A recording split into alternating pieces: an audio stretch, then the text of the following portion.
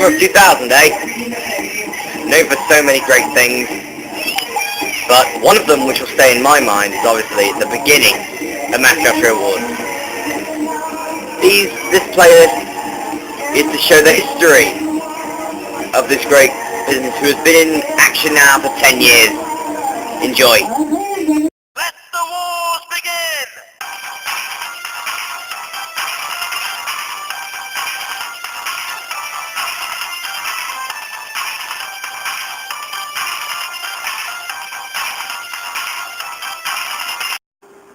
Ah yes, the archives.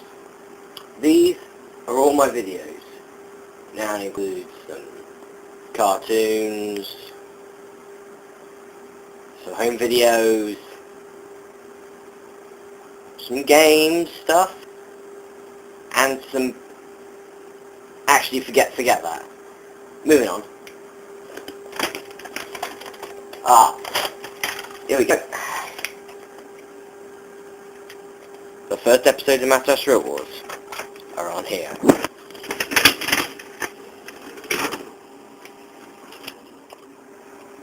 Masteraths Wars made their first appearance in December of 2000, created by a 7-year-old called Chris Pritt, who is still the current presenter of Masteraths Wars to this very day.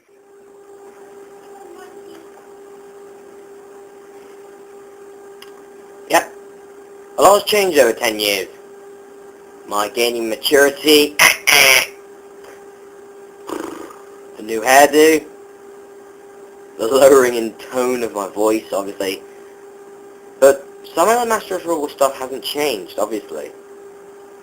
And some of the stuff nowadays would never have happened if it was for this. Now, I'm going to eat a pie. Don't believe it. Just don't believe it. Oh, hello. Yep, I got a pie. I went to the bridge in Chelsea, and I bought an inedible pie. Well, there you go. I guess it can't get as worse as my childhood. You see, I was bullied because of Masteraths Wars. I was bullied for it. But I stayed on because I knew those bullies are just a bunch of assholes. And they need to go and shoot the... You know what I'm going to say anyway. I'm trying to keep this PG, okay?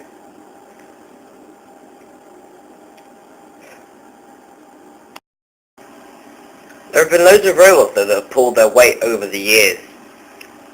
Of course, there are a few from the current series, but if there is one robot in the history of Masteraths Wars which has pulled its weight the most, it's the one which has been there the longest. This robot has had a career spanning 10 years. Can you guess what he is yet? Well, here's a hint to tell you. Hypnoid has had a career spanning a decade in Masteraths Wars. Hypnoid debuted in a Fatal 4 battle with the Meat, Triangle Megabot 1 and Bluey, but from you can see now, he didn't last very long.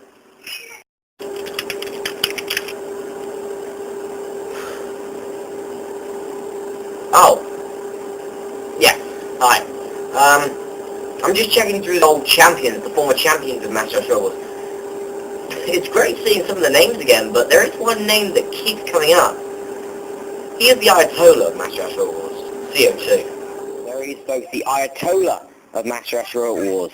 CO2 won 5 consecutive Masteraths Wars championships from 2001 to 2004. CO2 made his debut in a Fatal 4 match with Mad Dog, Crunch, and Debo. The battle ended with CO2 eliminating every single competitor, which then moved him on to be in more matches in that same episode. But Masteraths Wars isn't just about being the best. It's about making the weirdest robots of them all. And I'll tell you, these two coming up next get a solid 10. These two are two of the most popular robots in the retro versions of Masteraths Wars. Both Torto and Car of Light don't actually compete anymore.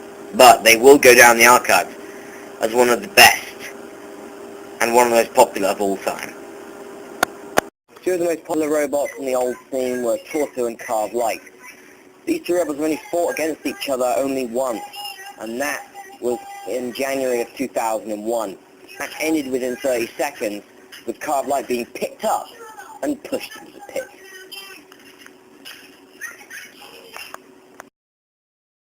As I say, Masterath Wars started off very well in 2000, and in 2001 it got even better, with the first ever World Championship, which counts as a series title. 16 robots fought it out, but only one would remain as champion. The first World Championship was a 16-bot free-for-all, with loads of robots in. I can't bother to say them all, so I'll just say the main ones. Bluey, The Meat, CO2, Try Megabot 1, Debo, Crunch and Dinger were some of the few who were entered into this free-for-all. This is when CO2 finally realized the dream to become champion. CO2 then went on to win 4 more championships in his 5-year career. And that was how CO2 went from being an Extreme Robot Wars robot to an Extreme Robot Wars champion.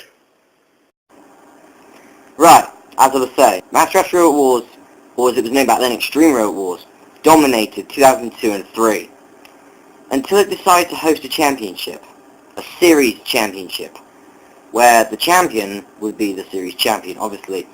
And we've actually got some footage of that, if I can find the video, so hold on just a minute. The first televised series of Masterath Robot Wars saw some great moments, but none were as shocking as Heat A, when Gold Round, the second seed, the legendary Flipper, was beaten by new robot to the series V-Force, losing out on a judge's decision. Actually, I'm telling a lie there. That wasn't the biggest shock. No, the biggest shock was Carved Light making it to the semi-finals. Let's have a look at that now. Yes, they did. The fun-loving robot finally got serious, as it fought Masterath in the semi-final knockout. It was tipped to lose, and it didn't disappoint. It lost. Yes, but that doesn't mean that they're bad. They did well to make it to the semis, and of course they were allowed to lose as many as well. So that meant that the winner of that match would also make it through, which was damn lucky for 5-time series champion CO2. He was eliminated in the semi-finals by Acupuncture, who pitted him, with a little help obviously from the new house robots, Flipperhead and Gib. So CO2 was entered into the losers melee, which they won, luckily beating Carved Light on a judge's decision, because CO2 had eliminated both other competitors in the matchup, Roll Assist and Casio. So CO2 gets the reprieve in the first ever losers melee, which means that Lady Luck is obviously on his side. But did that end well for the 5-time champions? Well, yes and no. CO2 did make it through the final eliminator to make it to the grand final, but could not become an unprecedented 6-time champion, as he was beaten by Masterath in the finals. And that became the downfall of CO2. CO2 ended his career in the end in 2006, so he had 3 more years of no wins at all to go. And after that fateful moment when CO2 lost in the finals, Extreme Robot Wars became a bit like a football team. When the star player goes, the whole team crumbles. And that was when Extreme Robot Wars started to fall.